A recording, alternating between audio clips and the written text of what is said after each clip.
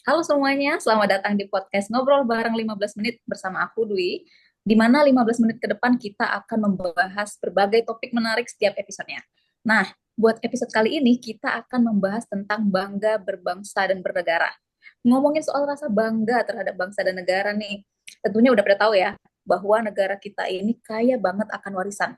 Mulai dari sumber daya alam, budaya, tradisi, dan lain-lain yang mungkin eksklusif cuma ada di Indonesia. Makanya banyak banget hal-hal yang bisa dibanggakan dari negara kita ini. Bahkan banyak banget ikon di Indonesia yang udah terkenal sampai ke mancanegara. Nah, kali ini kita akan membahas sekaligus memperkenalkan beberapa ikon dari salah satu kabupaten di Sumatera Selatan, yaitu daerah Banyuasin. Menarik kan? Tapi kali ini aku nggak bakal sendirian nih. Aku udah kedatangan 4 orang bintang tamu, udah ada di layar nih ya, untuk ngobrol bareng terkait ikon yang ada di Banyuasin. Oke, langsung aja kali ya. Pertama, aku mau manggil ada Kak Rizka nih. Beliau adalah Halo, pengamat kebudayaan dan pariwisata Indonesia. Halo, Kak. Kak, boleh halo, dijelasin lebih nggak terkait bangga berbangsa dan bernegara ini kayak apa sebenarnya? boleh. Perkenalkan, nama aku Rizka. Kali ini kita akan membahas tentang bangsa dan bernegara, yaitu sikap dan perasaan cinta, hormat, serta kesadaran diri sebagai bagian dari satu bangsa dan negara. Rasa bangga ini lahir dari keyakinan bahwa bangsa kita memiliki sejarah perjuangan, kekayaan alam, keragaman budaya, dan nilai-nilai luhur yang patut dihargai. Artinya, sebagai warga negara, kita tidak hanya merasa senang lahir dan hidup di Indonesia, tetapi juga mau melestarikan dan berkontribusi bagi kemajuan bangsa ya, Kak. Nah, Hmm. rasa berbangsa dan negara itu timbul karena sejarah perjuangan bangsa yang menjadi bukti keberanian dan persatuan rakyat. Kekayaan alam dan budaya tentunya kita tahu bahwa Indonesia memiliki ribuan pulau, bahasa daerah, seni, kuliner, dan tradisi lainnya. Lalu kemudian ada prestasi bangsa, baik di bidang olahraga, seni, teknologi, yang mengharumkan nama Indonesia. Nilai persatuan bangsa juga termasuk ya, semboyan Bhinneka Tunggal Ikanya. Nah, untuk mewujudkan kebanggaan itu sendiri, kita harus melakukan beberapa hal nih, Kak, yaitu menjaga persatuan, mentaati peraturan dan hukum, melestarikan budaya, dan berprestasi, kemudian menjaga lingkungan, gitu, Kak. Oh gitu, menarik sekali nih. Berarti nggak cuma sekedar terkait sama cinta tanah air dalam artian mengenali budaya atau apa ya Kak ya, tapi juga Ya. lebih luas dari itu ya sebenarnya ya. Makasih banget Kak Rizka atas sharingnya. Nah, di awal udah dibilang kita mau spesifik nih bahasnya tentang ikon yang ada di Banyuasin ya. Pertama kita mau bahas dari pariwisatanya dulu. Teman-teman tahu nggak ada yang namanya Taman Nasional Sembilan? Kalau belum, yuk simak penjelasannya bersama narasumber kedua kita. Ada penanggung jawab tempatnya langsung nih. Kak Devan, halo Kak. Hai, Hai Mbak Dwi. Baiklah, terima kasih atas kesempatannya Mbak Dwi ya. Perkenalkan, saya Devan Dwi, perwakilan dari Taman Nasional Sembilang Banyuasin. Nah, sebelumnya Mbak Dwi udah pernah dengar belum dengan ikon Banyuasin yang satu ini? Kalau denger tuh udah Kak, tapi kalau kesananya belum pernah nih. Oh, belum ya. Baik, kalau begitu izinkan saya menjelaskan mengenai apa sih Taman Nasional Sembilang itu.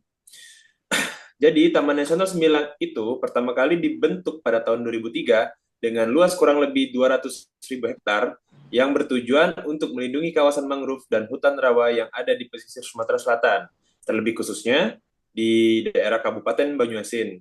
Nah, salah satu daya tarik utama di sini adalah keberadaan flora dan fauna yang unik seperti harimau Sumatera, buaya muara, serta berbagai spesies burung migran yang berasal dari Asia Timur.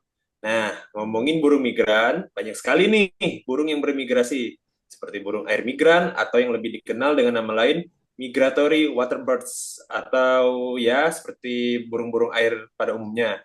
Burung-burung tersebut berhenti sejenak di Taman Nasional Semilang sebelum burung-burung tersebut melanjutkan kembali migrasinya.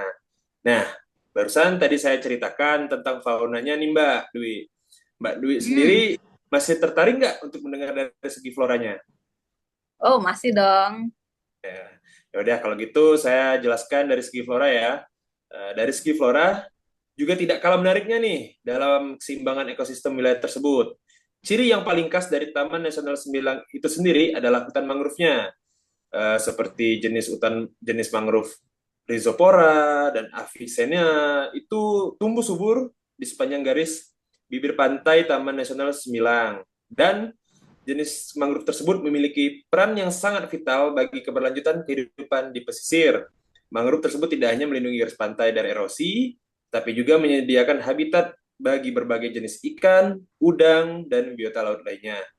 Nah, mangrove tersebut juga bertindak sebagai penyangga alam yang untuk mencegah intrusi air laut ke daratan, yang sangat penting dalam menjaga keseimbangan ekosistem kehidupan di pesisir. Begitu Mbak Dwi. Wah, keren sekali. Berarti dia nggak sekedar tempat wisata aja ya, Kak ya, tapi ya apa tadi pelestarian dari segi ekosistemnya juga ya. Oke, nah ini bisa masuk list destinasi baru ya teman-teman. Lanjut nih, kita mau bahas dari sisi keragaman budayanya. Pas banget narasumber kita yang berikutnya ini adalah seorang guru seni budaya dari salah satu sekolah di Banyasin. Halo Kak Regan. Terima kasih Kak Dwi. Halo teman-teman, nama saya Regan. Untuk keragaman budaya di Indonesia pastinya sangat banyak Mbak Dwi.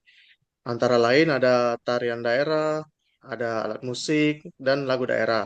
Nah, di kesempatan ini aku ingin menjelaskan kebudayaan yang ada di Banyuasin yaitu tari sambut sudulang studung. Nah, tari sudulang studung ini adalah tari yang biasa dipersembahkan di dalam acara-acara sakral. Untuk pembentukannya sendiri, mungkin aku agak sedikit ke belakang cerita. Sejak menjadi Kabupaten Banyuasin, para pemangku adat kebudayaan Banyuasin mendatangi seorang Raden Gunawan, yaitu seniman yang bekerja sebagai pegawai negeri sipil di Dinas Pariwisata, Seni Budaya, Pemuda, dan Olahraga Kabupaten Banyuasin. Kemudian hanya dalam 1 minggu tarian ini eh, bisa tercipta Mbak Dwi. Kemudian eh, Mbak Dwi tahu nggak kalau gerakan ini diambil dari filosofi gerakan kegiatan petani, nelayan, dan kegiatan masyarakat di setiap kecamatan Kabupaten Banyuasin, seperti gerakan petani karet, petani sawit, dan nelayan yang menarik pancing. Sangat menarik kan? Dari sanalah filosofi utama gerakan dari sambut sudung-sudung diambil. Kemudian Mbak Dwi, tari ini Mhm. juga selalu ditampilkan nih di acara-acara resmi penyambutan tamu kehormatan yang datang ke Banyuasin dengan suguhan tepak yang ditutup tudung yang berisi kapur sirih, eh, simbol untuk menghormati para tamu. Begitu Mbak Dwi. Oh gitu aja, menarik banget. Jadi dia eh, diambil dari filosofi masyarakat sekitar ya, Kak ya. Oh, benar, benar, benar. Menariknya juga tadi ternyata diawalinya dari seorang PNS ya. Ya, benar, Mbak. Wah, oke oke. Terima kasih ya Regan. Baik. Destinasi Nah, wisata udah, keragaman budaya juga udah. Belum lengkap nih kayaknya kalau belum kita bahas dari dunia kulinernya juga. Kalau Sumatera Selatan itu kan dikenalnya pempek ya. Nah, kalau Banyuasin ini spesialisasinya itu di pempek udang, teman-teman. Untuk narasumber yang berikutnya, kita udah kedatangan pengelola UMKM makanan khas Banyuasin, ada Kak Juwita. Halo Kak. Halo, terima kasih kesempatannya Kak Dwi. Hai teman-teman semuanya, perkenalkan saya Juwita Sari.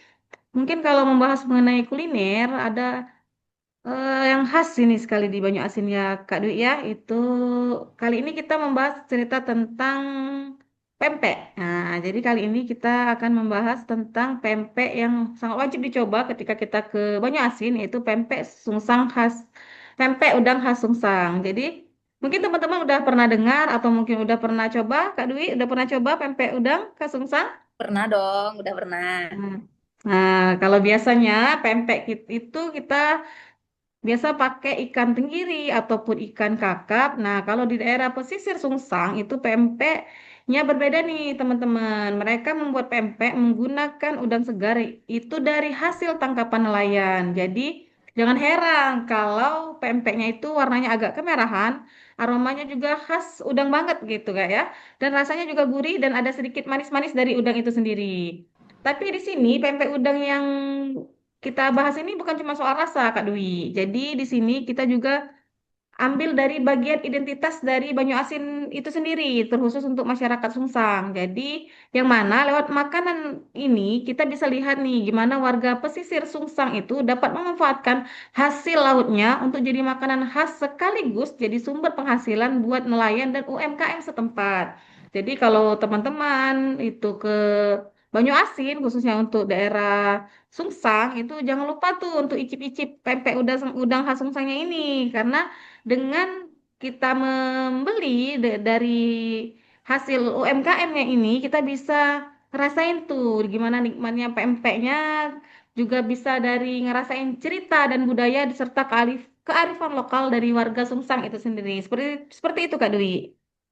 Nah, berarti bisa ya Kak ya kalau mau mesen-mesen ya sama kakaknya Oh, ya. bisa, bisa.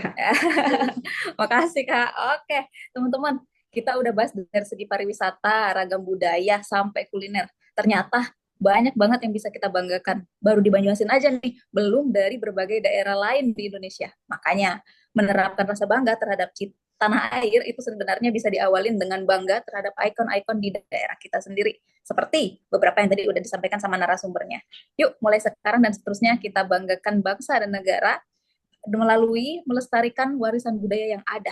Ya, sampai sini dulu podcast ngobrol bareng 15 menit. Aku selaku host undur diri. Sampai jumpa di episode berikutnya. Bye-bye.